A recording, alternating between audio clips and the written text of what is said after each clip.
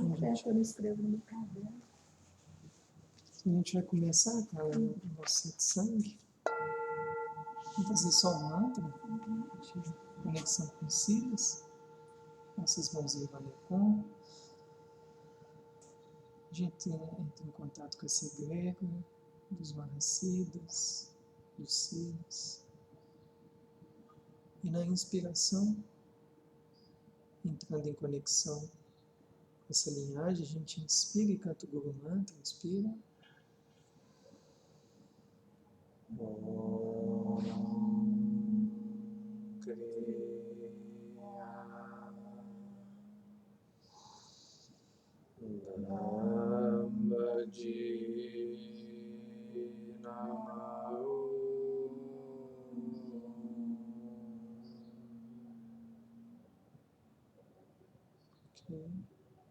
Concentrando.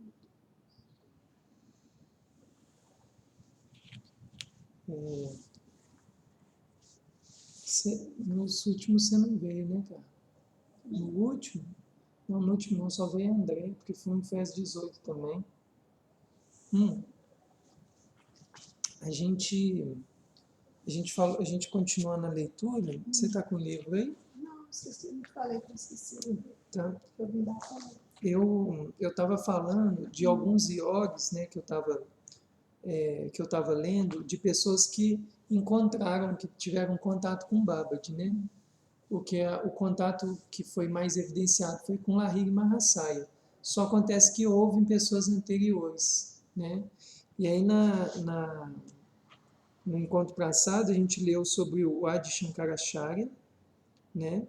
E hoje eu ia falar um pouco do Kabir, depois do Lahiri Mahasaya, o Texual, o Yogananda, né? Essa turminha toda. E depois o Yogi Ramaya e o Lilakanta, que chega na linhagem nossa, né? Bem, não sei se vai dar para ler isso tudo. Carla, tem alguma questão em relação a Kriya Yoga? Alguma coisa que você quer perguntar?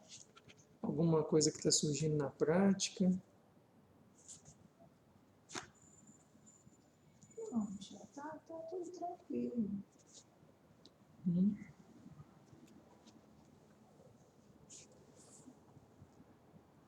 Então, bem, eu vou...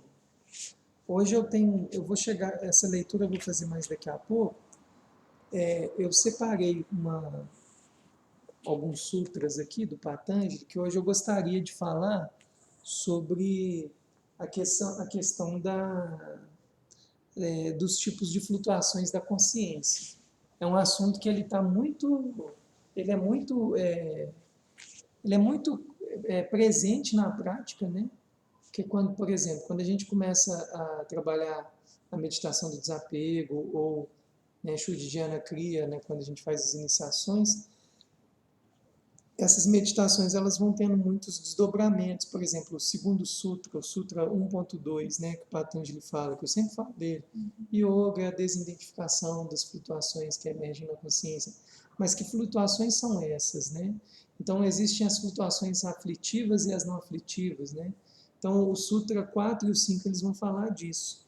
E aí hoje eu vou ler e vou comentar algumas coisas, tá? O Sutra, né, para quem depois está vendo esses encontros, o carro-chefe inicialmente mesmo é o livro do Babaji, depois o Insights. Os Sutras eu só estou dando uma temperada no encontro, assim, sabe? Para ele ganhar uma outra dimensão, né? No Sutra 1.4, o Patanjali fala assim: caso contrário, há uma identificação pelo ego individualizado com as flutuações da consciência. Esse é o Sutra, né? Caso contrário, há uma identificação pelo ego individualizado com as flutuações da consciência.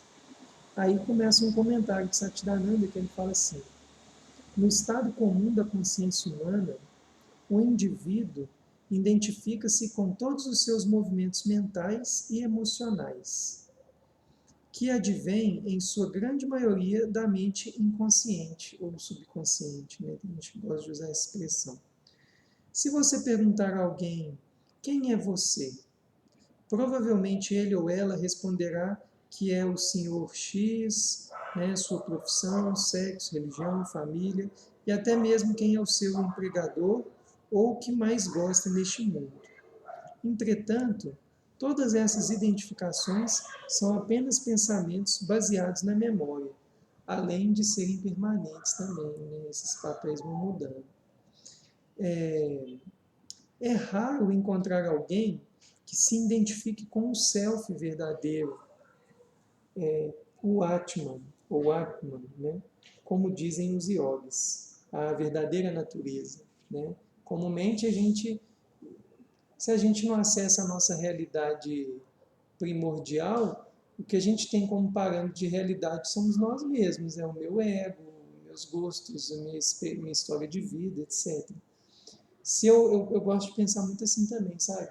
Se eu não opero além da mente, eu não consigo contemplar esse tipo de coisa. Né? Todo o processo nosso que eu venho entendendo, né, na caminhada espiritual, ele tem muito a ver com deixar embora o que não é para realmente ficar o que é. Né?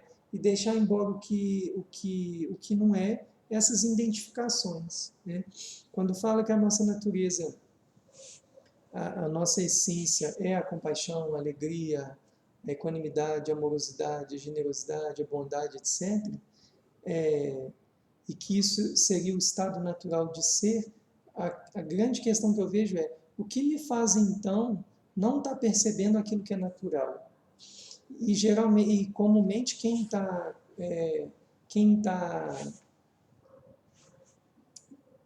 como obstáculo nesse processo é o ego e a autoimagem, né? Embora eu sempre goste de enfatizar que a gente não pode tomar o ego, o eu, a persona, como algo ruim, senão a gente já está caindo na dualidade. Ele é uma coisa da qual você aqui está operando com a sua mente, com a sua consciência. Então ele é um instrumento, por isso a gente fala que o corpo, esse ego é um receptáculo para o divino. Mas ele é a partir do momento que você o reconhece. A partir do momento que você não reconhece, ele pode ser a sua maior fonte de apego, né? Então, você sempre está na manutenção daquilo, né? Então é raro alguém encontrar alguém que realmente, né, reconheça o seu verdadeiro Atman. Né? Nesse self essencial, não há diferença entre você e eu. Pela prática da meditação do desapego, Shuddhana Kriya, gradualmente nos desapegamos dessas identificações fictícias. Né? Coloca no silencioso. Caso contrário, implica que essa recordação do self não é constante. O que está só querendo colocar aqui é o seguinte, que o estudante, o praticante yogi, com a sadhana, ele aos poucos, ele realmente vai conseguindo reconhecer meio que fagulhas do self, né? Só acontece que se a prática dele não é diligente, não é uma prática constante, ele meio que vai se perdendo no oceano da vida, nas ondas da vida, né? Então, assim, a sadhana é muito importante para que o self, realmente, essa percepção da consciência contínua, constante, ela vai sendo sustentada cada vez mais, né? Há momentos em que nos esquecemos de deixar de nos identificar com o que não somos, uma vez tomada tal decisão. Num momento de confusão, identificamos-nos com a emoção predominante, como a raiva, uma sensação, como a fadiga, ou pensamentos, como julgamentos e lembranças. Devemos desenvolver o desapego e permanecer vigilantes para prevenir que a mente obscureça a subjacente e pura consciência do self. Né? Entendeu? Que está falando assim, que quando você desenvolve, por exemplo, fazer meditação do desapego, num nível básico você vai pensar assim, tá, é uma técnica que eu vou praticar ali. Mas, na verdade, aquilo ali vai incorporando na própria vida. Sim. Por isso que o yoga não é só uma prática corporal, é um estilo de vida, né? Então, quando você faz Shuddhana Kriya, meditação do desapego, e você começa a reconhecer, deixar aí o que não é para permanecer o que é reconhecer a nossa verdadeira natureza, o tempo inteiro, no nosso cotidiano, essas questões, está sendo como um laboratório, né? Porque, por exemplo, igual falou aqui, da gente identificar com as nossas, com a raiva, com o sono, com o medo, etc. São situações que aparecem, né? Mas se você se identifica com ela a tal ponto, aquilo te toma ao ponto que você não vê solução, que você vê aquilo como uma experiência permanente, mesmo que seja impermanente, né? É a velha história, a gente não passa, não joga poeira debaixo do tapete. Reconhece o que está acontecendo, reconhece a sombra, acolhe, mas depois transmuta, né? E depois deixa ela operar, né? Para que você vai vendo aquilo que realmente fica, né? Aquilo que é intrínseco, né? Pegou? Hum. É,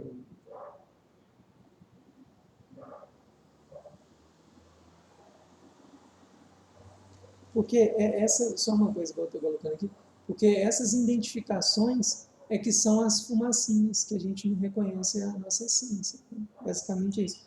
O lance, cara, que O eu. que faz a gente tomar atitudes erradas também, né? Atitudes erradas no sentido que vão nos conduzir a sofrimento. Porque o ego, nesse momento, a personalidade, ela vira a realidade total, assim. Né? A gente esquece de operar sob o olhar da impermanência, a gente esquece que a gente não é a raiva, que ela é um estado de emoção que surgiu, que por algum motivo, mas que da mesma forma como ela surgiu, ela vai embora. Né? E agora é interessante que assim, quando a pessoa não é um praticante, a gente nem sequer já ou tinha ouvido falar do que era o observador, o self. Né? Até de certa forma, eu fico pensando assim, isso pode ser uma coisa extremamente abstrata, até para o praticante que, por exemplo, um conceito, a gente fala assim, existe um ego, mas existe um self, um observador. O ego é impermanente, ele acaba, o observador o ego é impermanente e o observador é permanente. O ego é a partir dele que se gera todo o sofrimento, e o self é aquele que simplesmente está além do sofrimento. Ele ele não vivencia mais o sofrimento, ele não vivencia mais a criação de karmas, né? Ele é apenas um observador. Isso pode ser simplesmente uma informação que eu posso muito bem falar assim, nossa, mas isso faz sentido nenhum. Na minha prática, isso não faz sentido nenhum. Né? Agora, a partir do momento que você começa a praticar e que de alguma forma isso faz sentido, ou que melhor, que você consegue perceber uma experiência aonde o objeto que era fonte de sofrimento, do qual a sua identificação com o seu ego sofria, e a partir do momento que você consegue dar um passo para trás e ver um lugar dentro de você que é pura paz, de mesmo diante de uma situação que traz conflito, aquilo de alguma forma já te traz uma desconfiança. Será que não existe mesmo essa coisa aí que é impessoal, imparcial, que não sofre, etc. Né? Agora, quando o indivíduo tem essa experiência, eu falo que é as mini sinapses, né? Quando ele vai criando fagulhas dessa lembrança do self, do observador, cabe a ele o tanto que ele vai aprender a reconhecer essa natureza intrínseca, né? Dele que é subjacente ao próprio ego, à própria autoimagem. E quando ele começa a colocar isso em prática, com a prática, aquilo vai virando algo mais comum, né? Eu gosto de pensar muito assim, exemplo mesmo, pessoal. A primeira vez que eu ouvi uma técnica, que é dentro da Kriya Yoga, da segunda iniciação, que é chamada de Nityananda Kriya, né? A Nityananda Kriya é uma técnica que ela é muito usada para que a gente aprenda a operar com a consciência contínua, ou seja, com presença em tudo que a gente faz. Porque comumente a nossa mente está tão identificada, tão dispersa, que ela tem lapsos, né? Ela não está presente. Quantos de nós que pega o carro, dirige, chega até o ponto final e O que eu estou fazendo? o que eu fiz, onde que eu fui, o que eu olhei, etc. Né? E uma coisa que eu percebi é o seguinte, quando a primeira vez que me foi ofertado nessa técnica, no início era um pouco forçado ter que estar na presença, nessa observância, né? com o tempo, essa observância passou a ser mais presente na vida, mesmo que continuava tendo lapsos. E o pé é esse, eu ainda continuo tendo vários lapsos, mas cada vez mais parece que o observador está ficando cada vez mais presente. É como se você estivesse em Nityananda Kriya 24 horas, né? Por exemplo, eu estou aqui, mas tem um lado também que observa, né? É um tipo de educação yoga, né? Que te faz trazer estado de É uma consciência. Né? mudança De quê? de postura, de pensamentos, né? Exatamente. De perspectiva em relação à vida, né? Em forma... Porque é Em muito relação às situações também do dia a dia. Sabe o que eu noto, cara? O conflito, quando ele vem, quando a gente é totalmente tomado pelas as nossas emoções, paixões, desejos, apegos e tal, há uma grande fixação nossa naquelas coisas. Ou é como se aquilo fosse um velho hábito, né? Então, nós temos velhos hábitos de se apegar a determinadas situações, de ter aversões a determinadas situações e tal. E essas cargas é chamada de sanskaras, né? Esses velhos hábitos, eles não são dissolvidos da noite para o dia, porque muitas vezes eles estão ligados a muitas outras vidas, né? Então, assim, a partir do momento que ele é um hábito, logo ele já é um condicionamento, ou uma fixação, que mantém um padrão, né, um padrão de comportamento, um mecanismo de defesa, né, e tal. Se você continua operando, manifestando, se comportando da mesma maneira, esse comportamento, essa versão, esse desejo, ele só vai ser reforçado, né?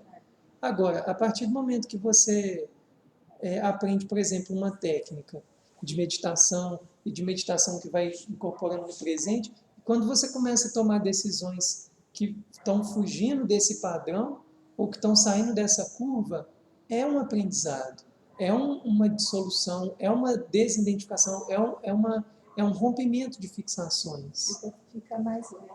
Cada vez mais. Eu já percebi algumas coisas que eu mudei, tá mais leve. Não tem muita culpa mais. Acho que não é em tudo, né? Mas aceitando mais, sabe? Pelo menos o que a yoga está trazendo para mim é isso, essa prática. Igual, por exemplo, a empregada foi embora, mandei a empregada embora. Então, a vida que segue, continua com as mesmas coisas, entendeu? Assim, aí agora o meu... Antes, se eu ficasse um dia sem arrumar casa, aquilo para mim era, entendeu? Assim, era... deu para arrumar hoje, não vai fazer diferença isso na minha vida. Tem coisas mais importantes, entendeu? Mas para mim era uma... Ontem, por exemplo, dia dos namorados, briguei com o Ricardo. Deitei tudo noite. Não briguei, fazer o quê? Né? Se fosse antes, eu ia querer fazer as pazes, porque é dia do namorado, não sei o quê. Estou com raiva mesmo, então estou com raiva. Não é por aí? E dormir sem ficar na culpa, sem... Mostrei realmente meus sentimentos para ele. É muito importante o que você está falando e ficar bem atenta com a indiferença, né? Pois é, aí que quando a gente está falando de desapego, não é sinônimo de indiferença, né? Aí que eu tenho medo Mas como que a gente vai saber isso? Por exemplo, um desapego verdadeiro, uma não fixação, ela não é uma situação onde você vai perder a amorosidade, a compaixão, etc. Muitas vezes você está desapegando porque você está compreendendo, porque aquilo já não cabe mais, porque a impermanência já operou, já está no momento de um outro ciclo, vida que segue, está tudo bem. Né? Às vezes, não aceitar mais até o jeito como a pessoa fala, igual no caso do meu marido. Não foi por ele ter falado, foi a forma como ele falou. Entendeu? Isso também eu já não quero. Aí, onde eu dei o basta. Mas aí eu fiquei naquela. É frieza minha, da minha parte? É uma frieza? Aí a gente fica na dúvida, mas eu não voltei atrás, não. Eu estava chateada. E aí refletir, né? Porque desapego não pode ser indiferença, né? Não pode ser. E é desapegado que é ruim. E naquela situação que... Vai ter situações também que a gente vai ter que reverter, né, Michel? Não só deixar para lá, né? Como assim? Dá um exemplo. Igual, por exemplo, assim, com o filho, por exemplo, uma situação que você está vivendo ali. Não tem como você pôr o filho ali. Você tem que ir trabalhando aquela situação e tudo. Só que isso tem hora que dá uma certa versão, sabe? Né? Aí a gente se torna meio fria. Aí é onde eu fico com medo. Eu fico assim, nossa. Eu noto que, assim, quando a gente fala assim, experiências aversivas, ruins, etc., ali tem uma carga, né? Porque, do contrário, uma experiência que é ruim para um, o outro flui nela, né? Então, assim, eu penso que toda experiência difícil, ruim, ela está trazendo para nós complexidades, né? Das quais a gente vai precisar saber lidar com ela, né? Numa postura aversiva, a gente comumente se afasta, não entra em contato, fica indiferente, não busca compreender, etc. Isso nunca seria um desapego, isso seria uma fuga mesmo, né? Agora, um processo que eu, quando a gente está falando aqui de desapego, primeiro que nós estamos falando num nível de prática, né? Num nível de meditação. Mas na vida como um todo, as complexidades que aparecem, elas estão ali para a gente resolvê-las também, né? E ter consciência, né, discernimento, viveka, se naquele momento ali aquilo dá para ser resolvido, se você tem aquele tempo para resolver, o recurso para resolver, as habilidades para resolver, né? E aí, porque isso dá pano para a manga, né, cara? Isso amplia muita coisa, né? Agora, o que eu só... Você me suscitou... Estou até achando bom você ter falado isso, que é um vídeo que a gente vai ter falado muito sobre indiferença. Cara, depois talvez deixe ele como título, né? Mas desapego e indiferença são coisas muito diferentes, né? Mas tem que pensar. Muito discernimento, né? Porque senão uma prática que era para ser libertadora, ela vai se tornando uma prática fria, né? Uma prática... É muito a questão das psicopatias, né? A psicopatia é a falta de compaixão total. O indivíduo ele é totalmente indiferente à vida do outro, à relação com o outro, né? E tem uma história por trás disso também que a gente tem que aprofundar, né? Agora, meio que voltando aqui, onde eu vou chegar nas emoções aflitivas e não aflitivas, hora nenhuma, né, a gente vai deixar de trazer as sombras, os monstros à mesa, para poder olhar o que está acontecendo, né? Mas é muito importante no que diz respeito à sadhana, à prática, na hora que você está ali em meditação, se você realmente está entrando no processo de desidentificar das flutuações da mente, que vão gerar as emoções aflitivas e não aflitivas, né? Todos esses padrões de flutuação da mente, para que você realmente reconheça o self, você vai ter que deixar ali, né? Tem uma coisa que eu vejo hoje na prática, que eu vejo que é muito assim, cara, é assim, por exemplo, eu vou sentar para meditar, eu sei que eu tenho um mundo para resolver, entendeu? Tem que estudar, tem que prescrever fitoterápico, tem que marcar sessão, tem que divulgar negócio na internet, tem que nos passar para pagar a conta, tal. Ok. E às vezes vem situações que são difíceis também, né? Nossa, aquela pessoa vai ter que fazer isso e tal. Agora, na hora que eu estou em prática ali, por exemplo, se eu estou fazendo uma prática que está ligado com desidentificar, porque são técnicas, né? Naquele momento, o que basta ali é a minha prática, a presença. É esse movimento. né? Eu estou ali fazendo aquela prática, né? Agora, tem dia que você vai fazer uma prática e vem uma situação B na meditação que vai colocar para você para praticar outra coisa. Mas o fato, né, de a gente ir gerando essa estabilidade da mente, essa presentificação do ser, esse acesso gradativo ao self e a manifestação desse no dia a dia, no meu modo de entender, vai fazendo com que a gente se torne seres cada vez mais conscientes, presentes, assertivos, né? Porque a gente vai entendendo as confusões operando. No frigir dos ovos é assim, você tem um corpo que precisa operar nesse mundo e fazer um monte de coisa. Você pode operar nesse mundo com leveza, ou com dureza, com assertividade ou com erro, com gerando karma ou sem gerar karma, né? E cara, eu vejo... No nosso caso, que a gente já tem uma consciência disso, né, Michel? Então, a gente pensa muito antes de fazer. Porque até então, antes de vir para cá, tá, eu sempre soube que é certo, que é errado, não sei o que, tal. Mas, a certo ponto, nem sabia também. Isso, aí vim para cá, a coisa ampliou, porque gera outras coisas, né? Agora a gente não vive tanto mais, assim, pelo menos não só na ignorância.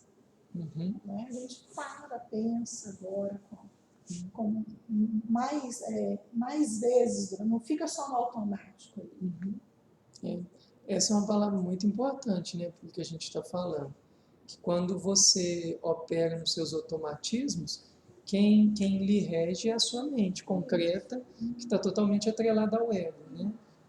E quando você sai dessa operação, né, igual nós estamos falando do observador do self, você passa a operar em menos automatismo, com mais consciência. E eu noto que eu estou num período assim de indecisão.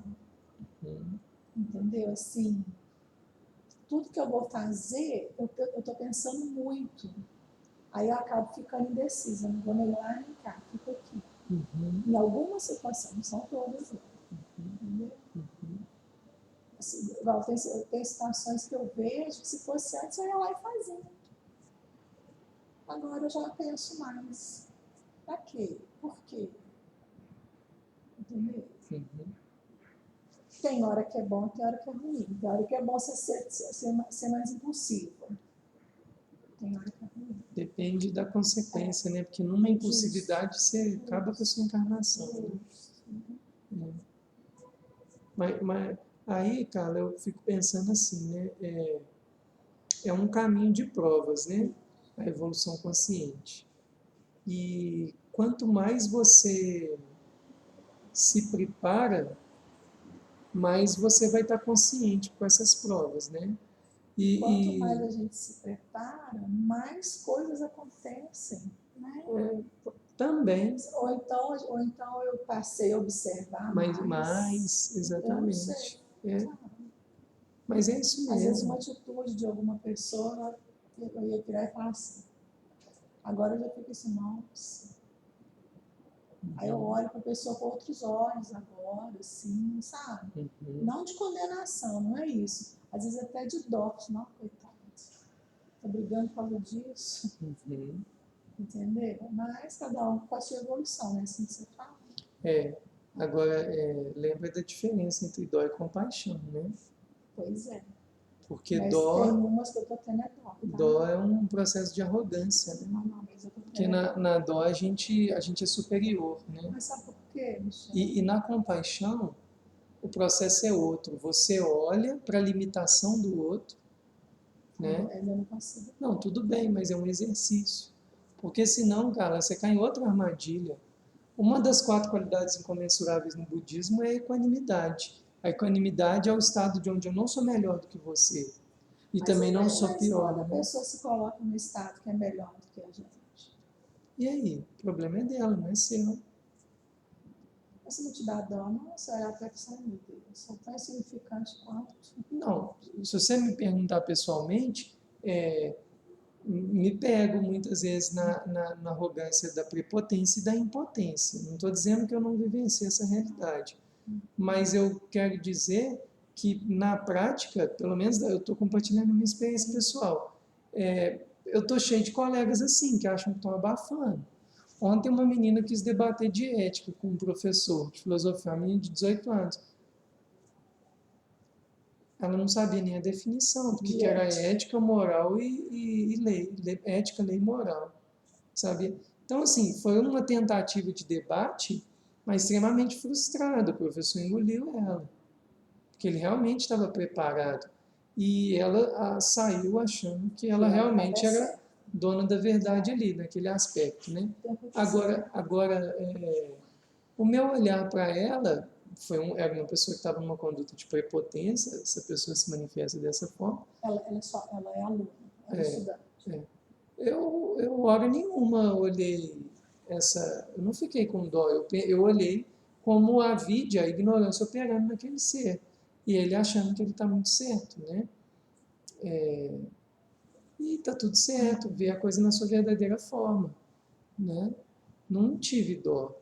Pelo contrário, eu olhei para ela e aspiro que você saia desse estado de ignorância, né? Porque eu também já me vi muito naquele lugar. Eu sei o que é aquilo. Você fica nublado com as suas verdades. Cara, é assim. São duas coisas muito delicadas, muito confundidas. A gente, ao mesmo tempo que a gente tem que ter o tal do copo vazio, você também não pode esquecer que você tem um pouco de água lá dentro. Porque você tem bagagens também e você pode contra-argumentar, não concordar, defender o próprio ponto de vista, não é um sinônimo de arrogância. A questão é qual é a motivação que está por trás daquilo. Sim. E o quão consciente eu realmente estou do que eu estou falando, né? Então, assim, quando a pessoa anda nesse equilíbrio, ela não está na prepotência e na impotência. Ela está naquilo que ela dá conta, que ela é, etc. E quando a gente olha com dó, a gente não acredita que a pessoa vai sair daquilo. Quando você olha com dó para o mendigo, você fala, não, coitado.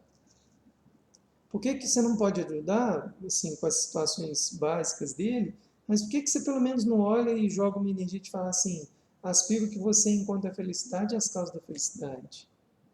Aspiro que você encontre lucidez, consciência, para que você saia desse estado de arrogância.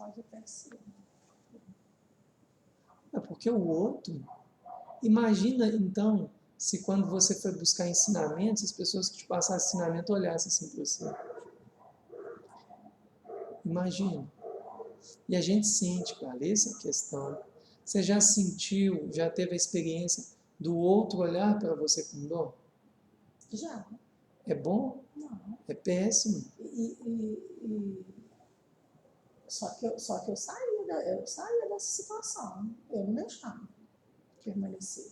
Não, mas entende que ela pode continuar aqui, porque está vindo dela, ela pode continuar ficando nesse papel de achar que você é uma ralé. Né? Tá entendendo o que eu estou falando? Eu já tive essa sensação quando eu falava que eu tinha pedido, quando eu era mais nova. Pedido desculpa. Aí as pessoas olham, não, mas está tranquilo, estou vivendo, faz parte, entendeu? Uhum. Mas depois vai me conhecendo, eu também nunca me pus no papel de vítima por causa disso, né? E aí a pessoa disse, não. Aí eu já passava com outro papel de exemplo, que era um saco também, sabe?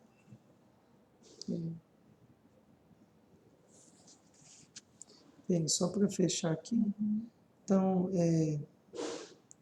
a mente obscurece, tá. A prática de todas as formas de yoga pode nos ajudar a lembrar da realização do self. E aí tem uma coisa que é colocada aqui como uma prática, que é assim, lembre-se do self interno, que sempre permanece num estado de equanimidade, que está por trás de todas as experiências, como um cordão que mantém ligada todas as pontas de um colar. Isso é uma prática, né? Lembrar que as contas de um colar é como se fossem as várias vidas, as várias personalidades, mas o self, ele é a ligação desse todo, né? Aí, cara, aí aqui,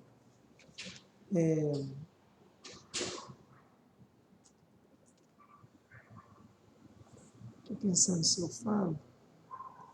Deixa eu ver aqui como é que tá.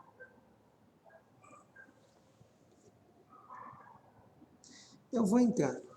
E aí eu vou entrar no sutra que fala então das flutuações da consciência aflitiva e não aflitiva, ok?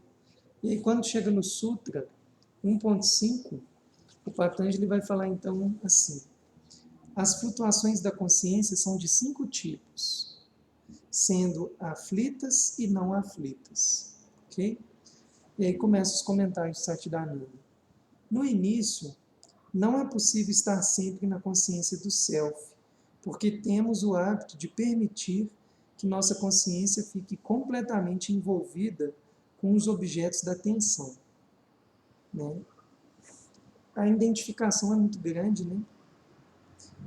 Ela toma conta. Hã? Toma conta. Para a maioria de nós, a gente sempre operou nisso. A gente nem sabe o que é o self, o que é o observador, né?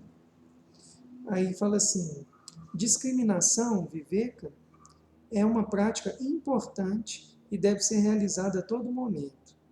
Ela prepara o palco para a meditação dhyana, que é a reflexão contínua e a absorção cognitiva, samadhi, sobre um objeto em particular.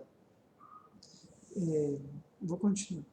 Patanjali classifica as flutuações da consciência, chama de Citta Vitri, como aflitivas e não aflitivas, não como dolorosas e prazerosas. As modificações aflitas envolvem ego, falsa identificação, contração da consciência e egoísmo. Então, as aflitas envolvem o ego, a falsa identificação, contração da consciência e egoísmo.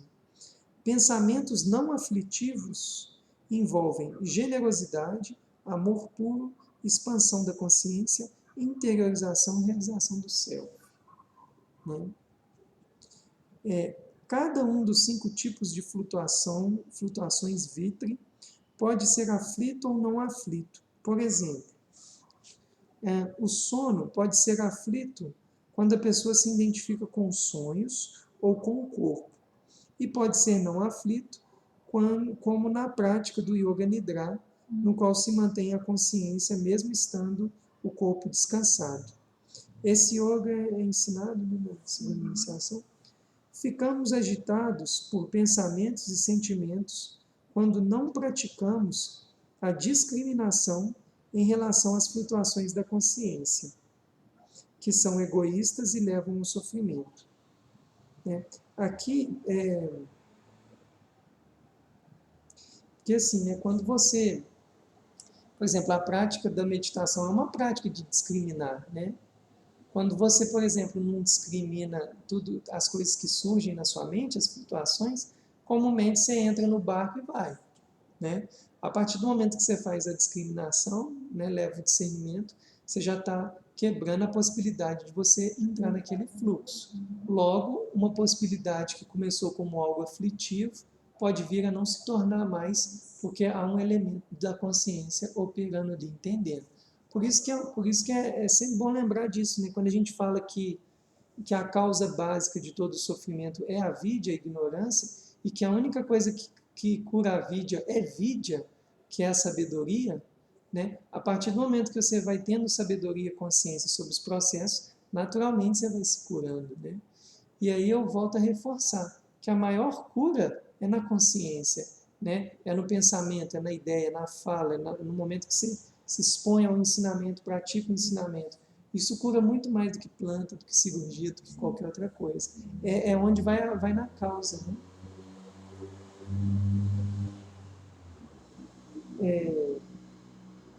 Isso também explica por que o serviço sem interesse pessoal, Karma Yoga, ou também a ação sátvica, né?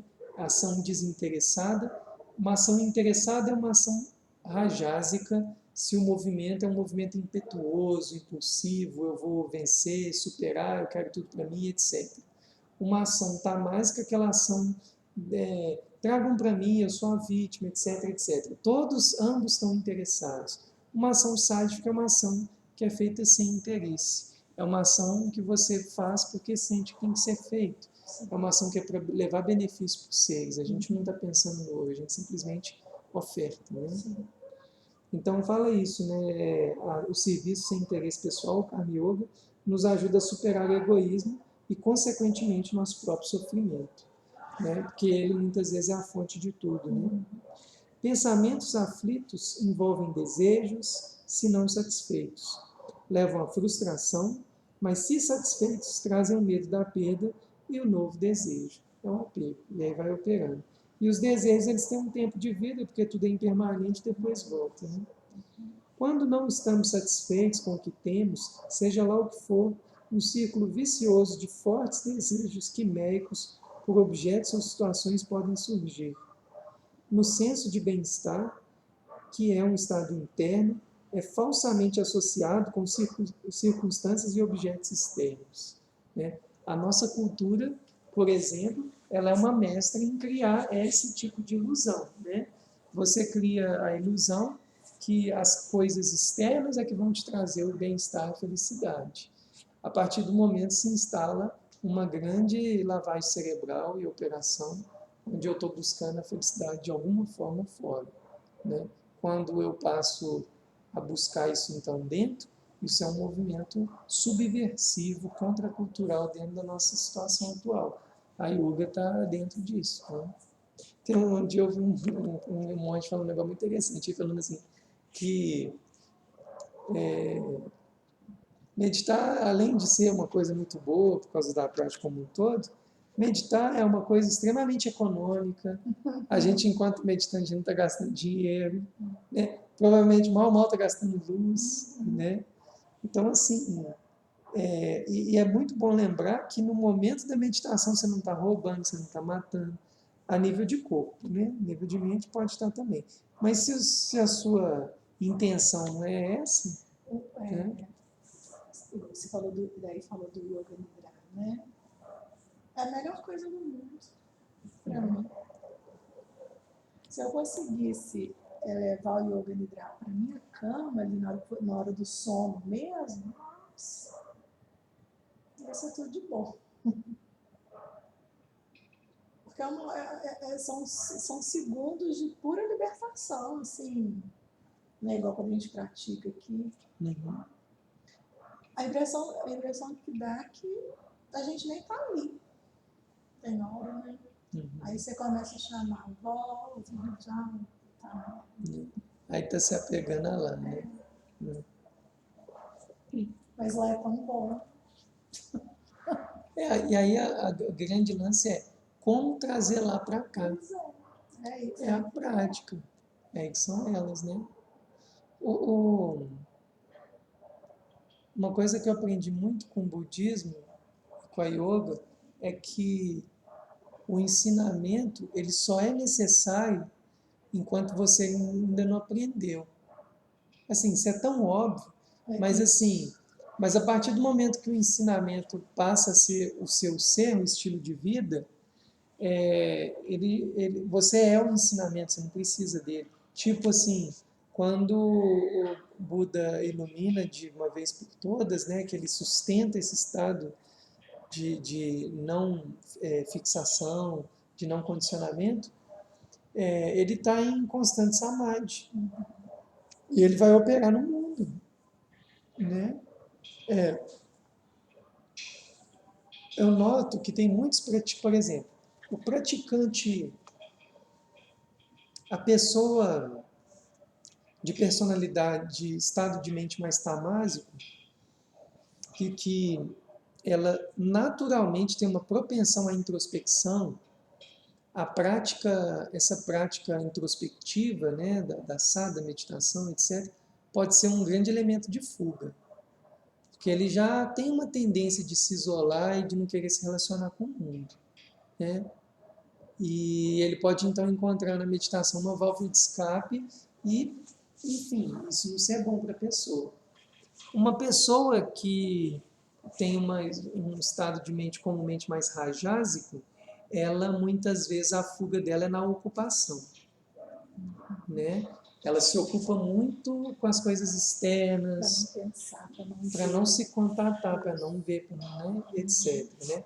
E Ambos, às vezes a gente admira uma pessoa assim, né, Michel? Você acha que, a nossa, cultura fomenta isso também, né? nossa, fulana faz tanta coisa, nossa, fulana está engajada em tanta coisa, mas quando você vai ver, a vida dela dentro de casa é uma porcaria. É. Então ela faz isso como fuga, Sim, como for. entendeu? Para não E, enfrentar os monstros dentro da casa dela, ela prefere enfrentar os monstros dos outros, da rua. é, E o que eu sinto é como se fosse uma recompensa para ela. Entendeu? Por isso que eu te falo da caridade. Estou observando muito tem isso que estar agora. atento. Vou só fechar. Hum. Então, assim, então a pessoa rajásica, ela tem esse movimento, pode ser para fora, né? Ambos vão ter que ficar muito atentos na sua própria caminhada, né? Eu perdi totalmente o fluxo dos pensamentos. Eu te atrapalhei. Não, porque eu estava com uma linha de ideias, sabe? Mas não tem problema não, vamos lá. É porque eu não sei onde que eu estava falando da pessoa tamásica, da pessoa rajásica, que esse yoga nidra, você caiu fora e não queria voltar, e o Buda, ele conseguiu operar no mundo, né, com isso.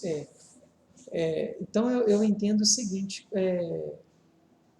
eu acho que o pulo do gato nesse processo é quando porque todos vão ter que praticar, né? Enquanto a gente, porque todos estão identificados com ego, com autoimagem, estão sofrendo, estão no samsara operando. Agora, quando eu vou parando de ter essa preferência, eu vou parando de me esconder na multidão, fazendo mundos, né, movendo mundos e fundos, etc.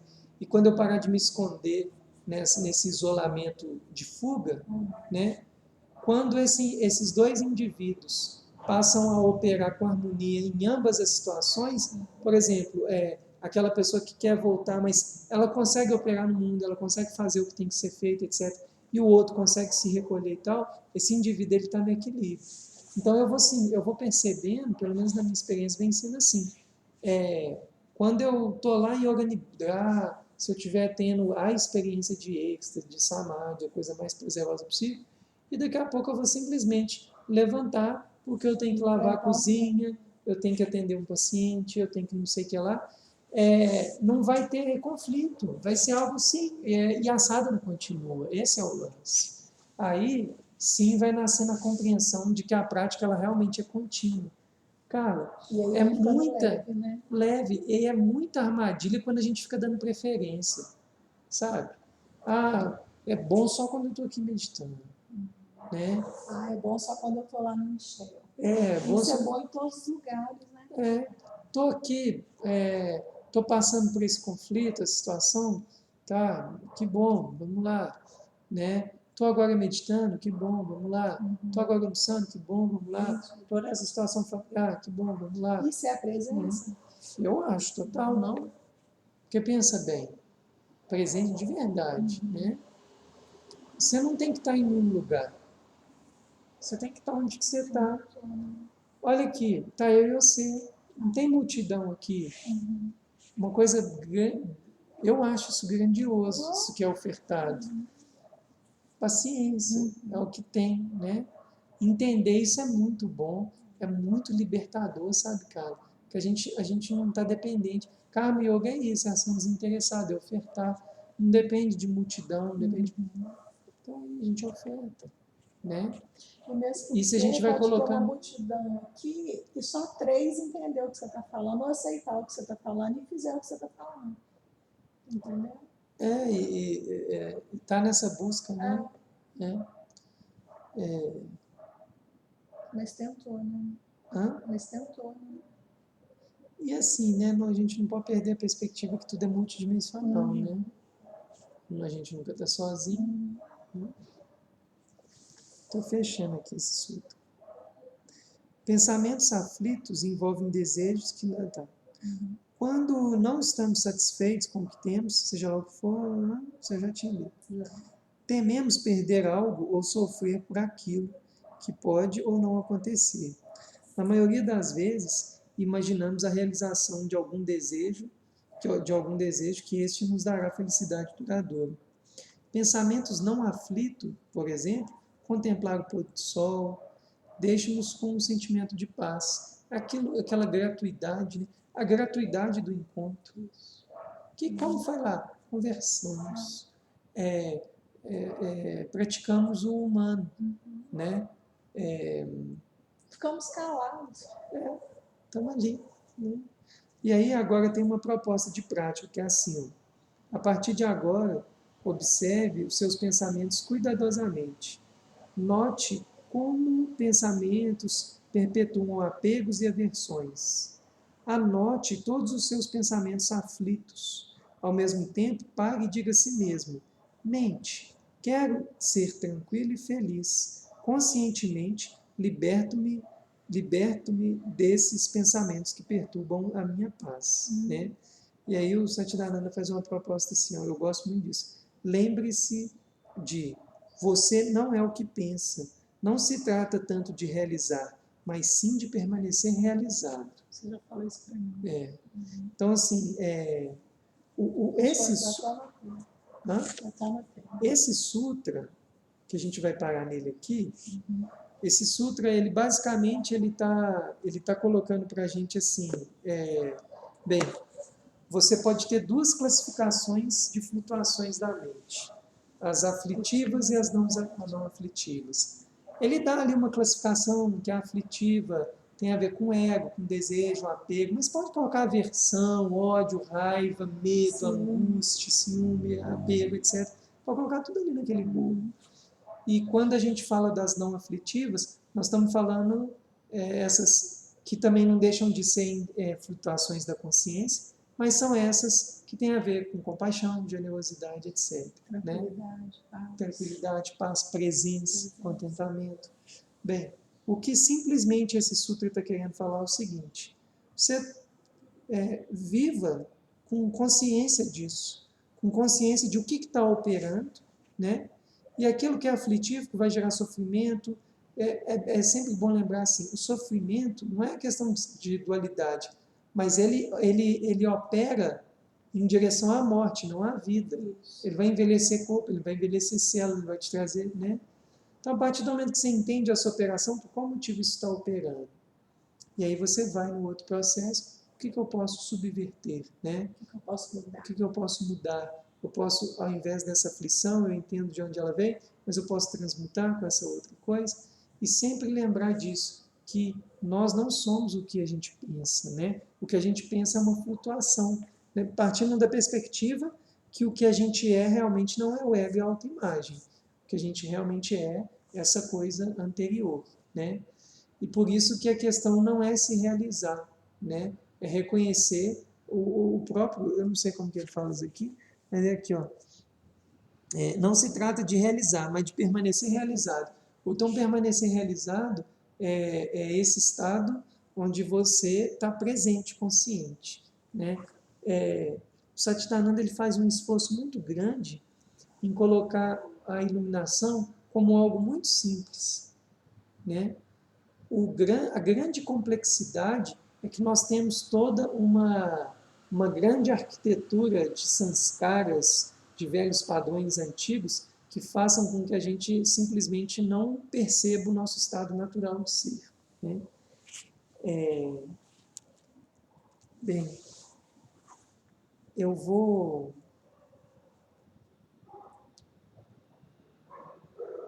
ia colocar a gente para praticar um pouquinho, mas eu vou deixar mais um pouquinho para o final, tá? Que eu vou lá para o Babish. Carla, você quer comentar alguma coisa disso? Não? Pode entender. O negócio é praticar. Prática. Bem, dando continuidade aqui então, uma outra questão, eu tô numa parte aqui do Bhagavad dos Oito que a gente está falando então das pessoas que tiveram esse encontro com o Babaji, né? Uma segunda pessoa, antes do Lahiri Mahasaya, aconteceu no século XV, né? Que foi o século XV para o XVI, né? Porque ele nasceu em 1407 né, depois de Cristo e morreu em 1518. Eu não sei se ele encontrou com Babi nesses 18 anos finais, que já era século XVI, mas vamos lá. Durante o século XV, Babbage iniciou o grande santo e poeta Kabir, é aquele das poesias que eu vivo trazendo aqui, né, que procurou harmonizar as facções que procurou harmonizar as facções hinduísta e muçulmana. Quem fala isso é o Yogananda, em 1969. Yogi Ramaya também fala isso. Kabir pregava uma concepção monista de Deus e a abstenção do culto aos ídolos, a idolatria. Né? Suas reformas são consideradas uma reação sintética ao desafio do Islã. Ele abriu as portas de sua seita tanto aos hinduístas, independente de casta, ou seja, você não precisa ser um brahmane, que é uma linha sacerdotal, para poder praticar, quanto aos muçulmanos. Insistia na alimentação vegetariana, na abstenção de tóxicos e no estilo de vida ascético. Ascético, o asceta, o praticante, né? Uma pessoa que pratica o sadak, né? Que tem sadhana, né? Mas aconselhava seus discípulos a não permitir que os servissem, nem aceitar contribuições, considerando-se, ao contrário, servos dos outros. A sadhana, ou prática yogi, de seus discípulos, enfatiza a meditação sobre o nada, ou o som divino. O nada, deixa eu fazer um paralelo aqui.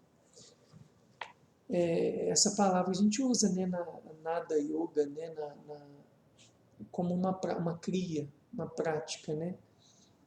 Tem vários momentos, por exemplo, aquelas 10 meditações que eu tenho autorização de ensinar, né, que eu ensino no curso de introdução à meditação. Tem uma meditação, por exemplo, que tem um momento que você, além de você desapegar do que surge na sua mente, você chega um momento que você desapega do próprio ato de desapegar. Isso é nada cognitivo. Não tem cognição, não tem raciocínio, não tem entendimento, né? Aquele poema do Kabir que ele fala que quando ele foi desapegando de tudo e que ele se viu vaidoso até no desapego, né? Até na renúncia, ele fala renúncia, que ele se viu apegado até na própria renúncia, tem um momento que ele fala que ele simplesmente se entregou e deixou. E aí ele realmente olhou para a ilusão. Né? Então o nada está muito ligado a essas coisas. Né? Tem uma Kriyabã, hoje o nome dela na Kriya é Prem. Né? Prem é uma palavra que significa amor. Né? O primeiro nome espiritual que ela recebeu foi nada. Né? E ela não gostou, não. Ela foi lá e pediu. Depois não, eu não quero esse nome, não. Esse nome não está muito bom para mim, não. Porque o nome espiritual, ele tem muito a ver com o processo que você está trabalhando, às vezes até com sua missão, né, e tal. E como que é feito isso?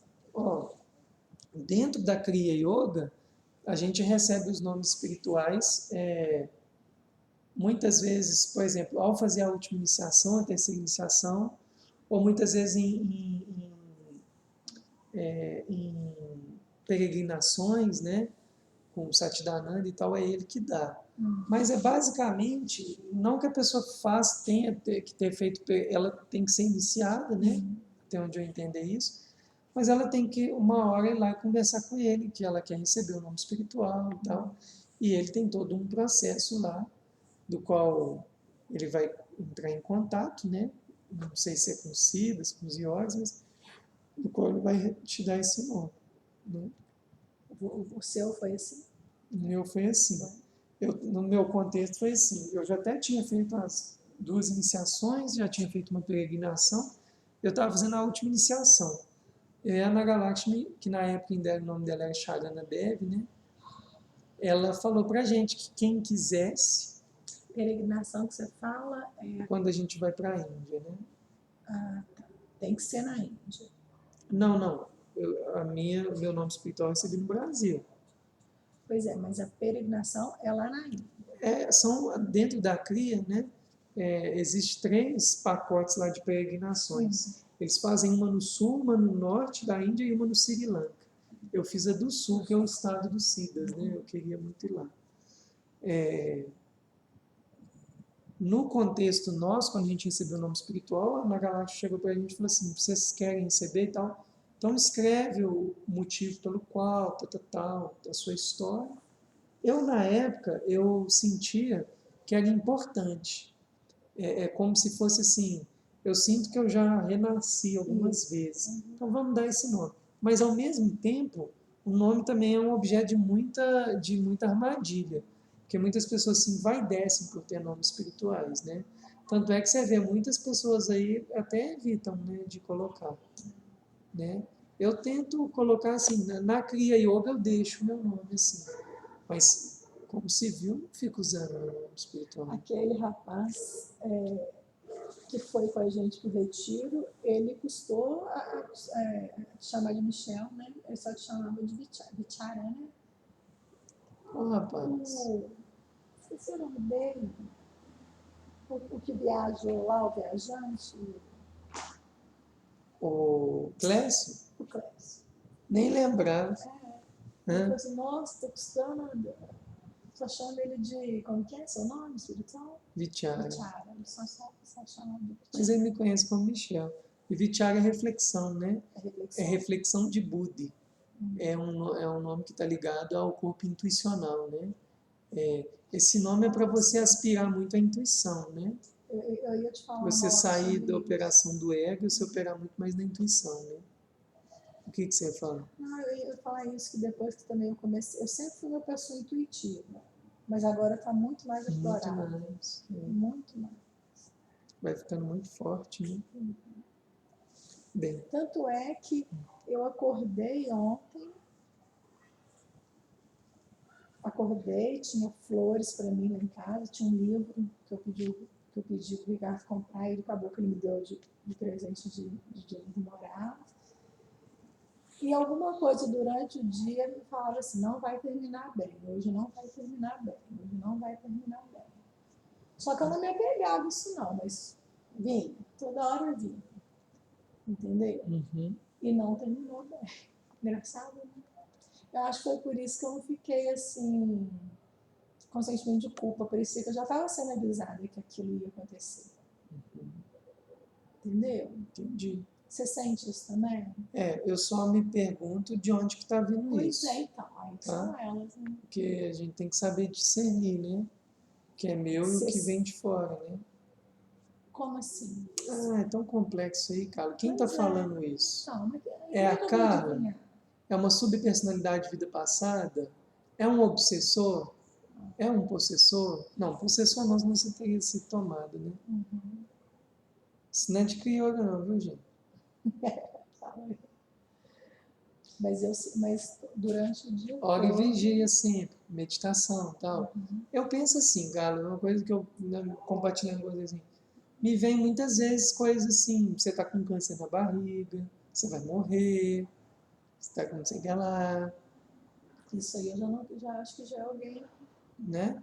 E aí, ok, mas eu vou continuar fazendo o que eu tenho que fazer. Eu não vou dar vazão a essa ladainha, entende? Né?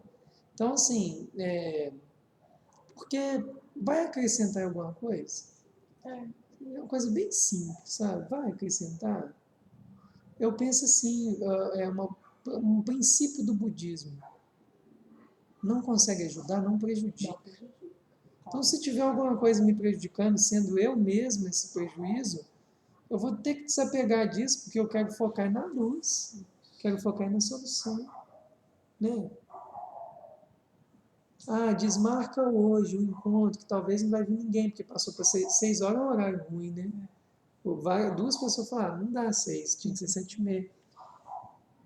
Por que desmarca? Será que não é importante? Né? Olha aí o tanto que a gente está trocando. Né? Então, assim, cara, dar ouvidos é aquilo que engrandece, sabe? Né? E se veio e depois confirmou, ok, né? Mas, tipo assim, vai dar ruim ali, né? Como se diz, né? Não está acrescentando muita coisa. Eu acho, cara, eu venho entendendo o seguinte, quando a gente vai, igual tudo que nós falamos hoje aqui das emoções aflitivas e não aflitivas, e entender toda essa trama das nossas muitas vidas, da espiritualidade, do que a gente conecta, de energia, de espírito, de seres, etc., eu sinto que cada vez mais a gente vai nos tornando senhores de si. E o senhor de si é uma pessoa consciente, presente, amorosa, assertiva, ponderada, né? É a, é a, é o grande lance, assim, sabe? Você ser senhor de você, né? Eu lembro uma passagem do Osho que eu acho muito interessante, que ele falava que um iluminado, ele é uma bomba atômica, porque ele não, ele é imanipulável. Você pode até matar ele, fazer qualquer coisa, mas ele não vai se subverter aos princípios internos dele. Olha aí o caso de Jesus, Buda, né, dos grandes mestres que passaram pela humanidade. Eram pessoas realmente livres, né? Essa é a verdadeira liberdade, né? Quando você conquista, né, o seu lado sombrio e luminoso, e você reconhece isso e sabe lidar com suas limitações, capacidades. Né? Quer mais liberdade do que essa? Não. Ih, perdi aqui. Ah, não, tá. Bágodas, um dos discípulos de Kabir, reuniu os ensinamentos de seu mestre.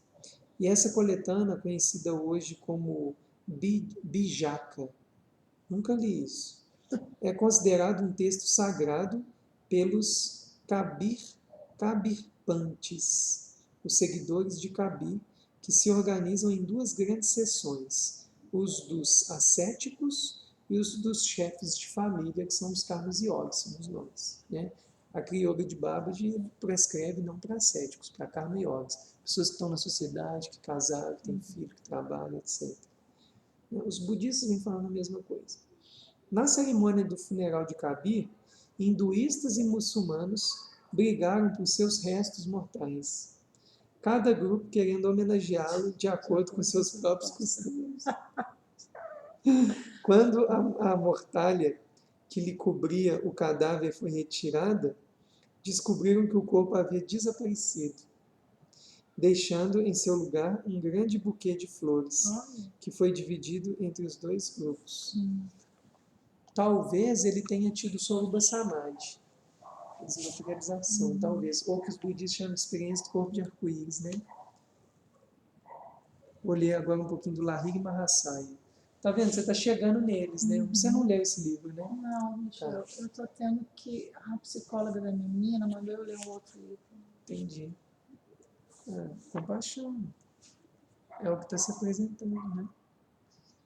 Lahiri Mahasaya, século XIX. 1828 a 1895. Durante a segunda metade do século XIX, Babaji iniciou uma nova fase de sua missão. Até então era oculto, né?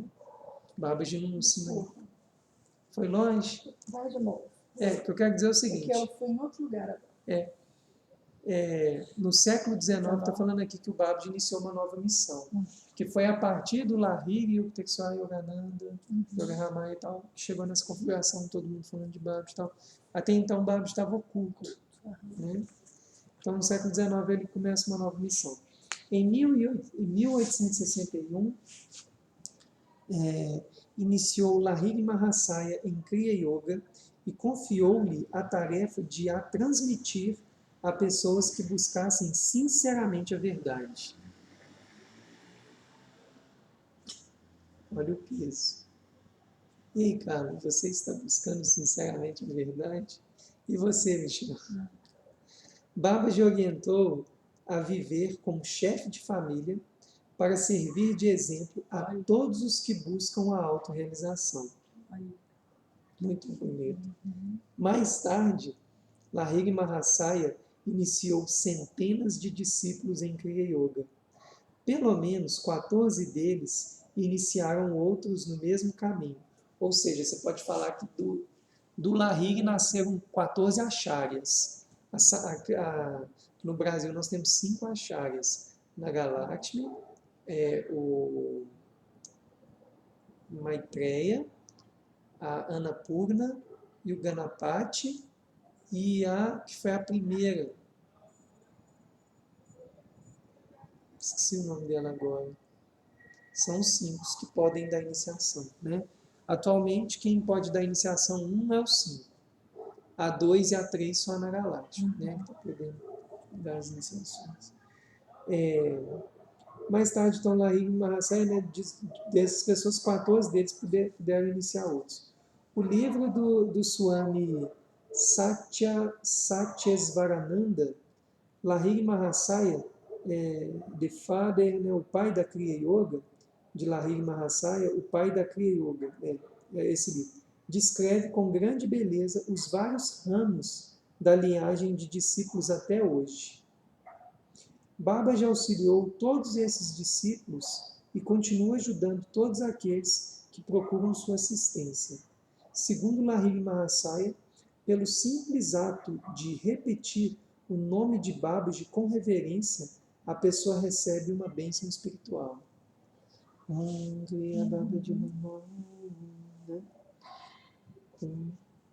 isso que tem que ser feito tudo com muito respeito, né? É sagrado, né? As pessoas têm que entender que tudo tem tudo é sagrado. Não foi tirado nada debaixo do braço. Né? Hoje, na aula das 6h30 da manhã, os alunos estavam com a cara de bunda, sabe? Eu olhei. Não tem monte, e eu trazendo sutra, trazendo não sei o que lá, e falando, um em pé, o outro sentado, quem tem dor. Aí, né, perguntei ao pessoal, o que está acontecendo? Né? Aí eu vi que deu uma quebrada, né? Mas eu falei assim, eu senti no ar aquela coisa assim, eu vim para fazer rato. E não para conversar. E não para ouvir nada. Eu falei, na real, gente, ó, aqui não é yoga de celebridade. Sabe? Quando senti que é importante falar alguma coisa, peguei um livro de psicossomática, li quem estava com algum problema e tal, para ver se a pessoa clica e tal. Claro, eu tenho ali o discernimento de saber que, né, a pessoa quer vir praticar, ela vem só uma vez na semana e tal. Mas para entender... Gente não entendeu o espírito da coisa. Não, e tá tudo certo, cara. Ó, você vê, na brincadeira eu tô com 12 alunos já. Demorou 4 anos, mas tudo bem. É alguma coisa, né? É alguma coisa, a gente oferece alguma coisa. O pior é fingir que está oferecendo alguma coisa e não está oferecendo nada, né, na real. Então, assim, eu estou falando isso, que é pensando nisso aqui, sabe? Você vai querer ser agente disso? Pois é. Né? Para você ser agente disso, você tem que entender isso tudo. Exatamente. A responsabilidade, o negócio que fala, é só chegar aqui da postura, entender o que aquela postura traz. O que é esse todo, né? Postura em si é um objeto muito isolado, né? O que esse todo está dialogando? Não, já fez as pessoas, já tem um livrinho azul, não precisa mais de mim, não. Que livrinho azul? O livrinho que mostra as 18 posturas, estica o pé, tem isso também. Tem um livrinho azul, né? Então é muito mais do que isso, né? Depois... Desculpa. Você se identifica com alguma postura? Aquela, tipo assim, essa postura tal te traz alguma coisa? Não, para todas eu já descobri muita coisa.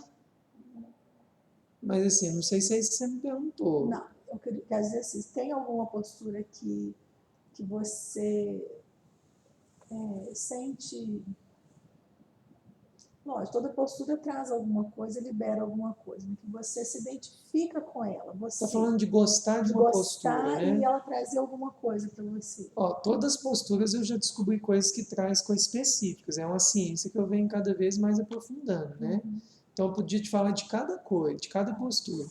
Agora, se for falar assim, a postura que eu gosto muito, que eu realmente acho ela muito completa, é a Surya Namaskar. Porque ela sai alinhando tudo. Ela vai colocando o corpo em várias situações, né? Tanto é que é raro a aula que eu não dou ela, né? Agora, eu tenho uma ligação muito forte com a postura do peixe e a do símbolo do yoga. Eu acho elas muito profundas. A do É peixe. aquelas que a gente fica curvando e desce, que fica aqui um tempão, depois volta, aí massageia, depois. Aquelas posturas trazem muitos benefícios também. Eu sinto que elas, para trazer assim, para a introspecção da sadhana, elas são muito fortes, né? Mas cada uma, por exemplo, as invertidas. As invertidas é muita purificação. Você quer limpar a mente, o corpo, faz invertida, né? Sabe uma que eu sinto que está me Tá muito libertando? tamásico, depressivo, faz postura do arco, aquela de ficar assim gangorrando assim, ó, que ela vai mexer muito com a base da coluna, vai ativar muito o Muladhara Chakra. Postura da serpente também vai fazer muito isso, Essa que né? mais me liberta. Trabalha muito com a energia renal, né? Vai subir, né? O yang renal, segundo as medicina chinesa. Ela parece que nessa hora eu estou acreditando em alguma coisa, sei lá. Postura muito. Eu acho que cada postura ali tem uma ciência, sabe? Foram muito bem selecionadas. E eu acho que o interessante de ser poucas, a gente aprofunda muito. Isso, justamente. Né? Você vai. Aí você faz todas com consciência, aperfeiçoando elas cada vez mais. E é a velha história que nunca o dia é igual. Né? Bem, eu vou falar do Sri Yukteswar. Né? O nome dele é Sri Yukteswar Giri Maharaj. Né? Ele foi de 1855 a 1936. Né? Então, século XIX e XX já. Sri Yukteswar, um discípulo de Lahiri Mahasaya, que se encontrou 3 vezes com Babaji em carne e osso. Né? Manteve acesa a chama da Kriya Yoga com a publicação da obra A Ciência Sagrada. Eu tenho esse livro. Eu vou ler no grupo também, em algum dia. Né? Fininho. A Ciência Sagrada e a fundamentação de vários centros Sadhu Saba, além de ashras em Puri e Serampore, na Índia. Seguindo instruções de Babaji, Sri Yukteswar enviou em 1920 um dos seus principais discípulos, Paramahansa Yogananda, né, aos Estados Unidos a fim de ensinar Kriya Yoga. E aí a gente chega em Paramahansa Yogananda, né, 1893, foi até 1952. Tá? Paramahansa Yogananda foi um grande pioneiro ao introduzir no Ocidente as filosofias do misticismo oriental baseadas no yoga. Conseguiu apresentá-las de uma forma que os cristãos podiam apreciar e integrar a seu próprio sistema de crenças. Sua autobiografia de um yogi inspirou milhões de pessoas em todo o mundo e foi traduzida em muitas línguas. Né? Eu não sei se você sabe disso, o George Harrison dos Beatles, ele comprava a autobiografia de yoga e dava para tudo quanto é pessoa. Ele comprava pilhas e pilhas. E quem também dava muita autobiografia de yoga era o Steve Jobs. Eles falavam que o único livro que tinha no iPad do Steve Jobs era o Autobiografia de um Yogi, que eles comentaram. Legal, né? Esse livro foi impactante, né? Para ajudá-lo a seu trabalho, ele fundou a Self-Realization Fellowship. Os Beatles tiveram um período riponga, você lembra? Eles tiveram uma influência muito pelo George Harrison, né? Que aí ele conheceu um guru, né, chamado Maharishi Mahesh, Maharashi Mahesh, uma coisa assim. Foi chamado o guru dos Beatles, né, e tal. Né? Mas aí depois eles romperam com ele, né? Romperam? Ele era complicado, né? Era muito mais assim um autossurgido do que um guru de uma linhagem mesmo, assim, né? Bem parecido com o processo do Osho, né, e tal, de outros, né? Mas o George Harrison continuou na caminhada dele, né? Então, aí ele fundou, né, a Self-Realization Fellowship, com sede em Los Angeles, Estados Unidos, e mais de 100 filiais no mundo inteiro, bem como a Yogoda Satsang Society of India, em Dakshneswar, Bengala Ocidental, é na Índia. Yogananda criou a primeira escola de Yogoda em Ranchi, Bihar, Índia, em 1917. Hoje existem 21 dessas escolas que oferecem treinamentos físicos, morais, mentais e espirituais para jovens em toda a Índia. Hospitais alopatas e homeopatas, faculdades de medicina, ciências humanas, economia e administração de empresa também estão associados a essa entidade, né? Yogananda instruiu mais de 100 mil pessoas em Kriya Yoga, inclusive, né, muitas grandes personalidades de sua época, como Mahatma Gandhi, e o Yogananda iniciou o Gandhi em Kriya Yoga. Louco, né? E o botânico norte-americano Luther Burbank, né, deve ser. Quando atingiu o Mahasamadhi, o abandonou consciente do corpo físico, realizado pelos grandes yogis. Seu corpo passou a exibir sinais de incorruptibilidade e transformação divina. Fala que a morte do Yogananda foi avisada, né? Ele sabia que estava morrendo, não é isso que está escrito aí? O Yukteswar Tetswar foi a mesma coisa, o Lahiri também. Eu sei que o Lahiri e o Yukteswar Yogananda não desmaterializaram. Eles não tiveram um Sorupa Samadhi igual dos Siddhas, mas eles tiveram um processo de Mahasamadhi, que é aquele processo bem parecido com o Chico, assim. Tá. O corpo ficou e a alma... Não, isso Não. é todo mundo, né? Não, Mas fala pois assim, é. a pessoa sabe quando vai, na hora que vai, etc. Tá, você está falando... Tá. Né? Ela vai conscientemente. Carla, tô indo, tá? Tchau. Tipo assim, ela sabe que o tempo dela está chegando. Não, e ela vai embora conscientemente. Pois é, e naquele dia ela vai, beleza. Avisa, vai tudo bonitinho. E o dele ainda aconteceu esses dados aí, que o corpo dele, né, permaneceu com esses sinais, né, de, igual eu tô falando aqui, de incorruptibilidade, tipo assim, o corpo dele ficou vários dias exalando cheio, sem entrar em decomposição, né? Aconteceu esse fenômeno. Isso foi catalogado, né? Finalmente foi enterrado em uma cripta do Forest Lawn Cemetery, em Los Angeles. Mais de 300 monges e monjas vivem atualmente em mosteiros da Self-Realization Fellowship, no sul da Califórnia, dando continuidade à sua obra, né? Eles atendem aos devotos leigos, realizando serviços religiosos nos templos da Self-Realization Fellowship e em centros de estudos, ministrando cursos por correspondência e organizando publicações, né? A Self-Realization Fellowship e o Yogoda Satsang Society, fundadas por Paramahansa Yogananda e agora dirigidas por Sri Dayamata, são provavelmente a mais famosa fonte de conhecimentos de Kriya Yoga. E Yogoda, as técnicas autoenergizantes criadas por Yogananda. Embora menos conhecidas, as outras linhagens de discípulos de Babaji e Lahiri Mahasaya também oferecem, principalmente na Índia, treinamento autêntico em Kriya Yoga.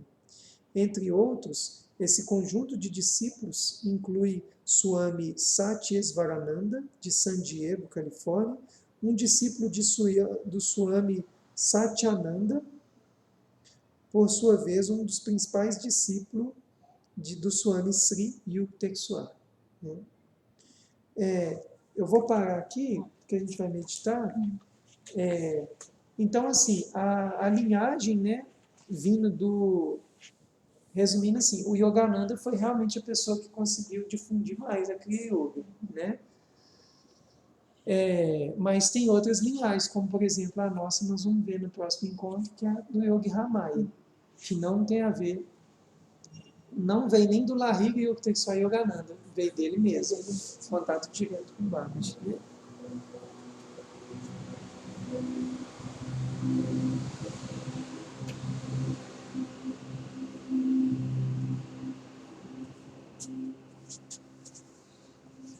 As pessoas têm que... responsabilidade no que fazem, né, Michelle? Igual esses pontos. A gente paterno. Ela, sei lá, sabe? Muita coisa, né? Brinca demais com o sentimento das pessoas, né? E muita gente ignorante e acredita e cai nessa. E tem que. É a cultura. É. Carla, nós vamos fazer a meditação do desapego com esse enfoque da questão das emoções aflitivas e não aflitivas. E a gente vai simplesmente observar aquilo, né? Tipo aquele dia da Hã? Giseli, seria aquilo A gente aqui está mais na perspectiva da yoga, da né? yoga mesmo, né? né? Mas as coisas dialogam muito bem, né? Mas é a meditação do desapego. Tudo que surge, o aflitivo, o não aflitivo, desapega, né? E aí, no final, eu vou pedir para você focar numa situação não aflitiva, Não aflitivo. uma contemplação, uma amorosidade, compaixão e permanecer ali, tá bom? 16 pranayamas, Tá. pode ser respiração do yoga e a gente vai, ok? A gente vai meditar uns 20 minutos.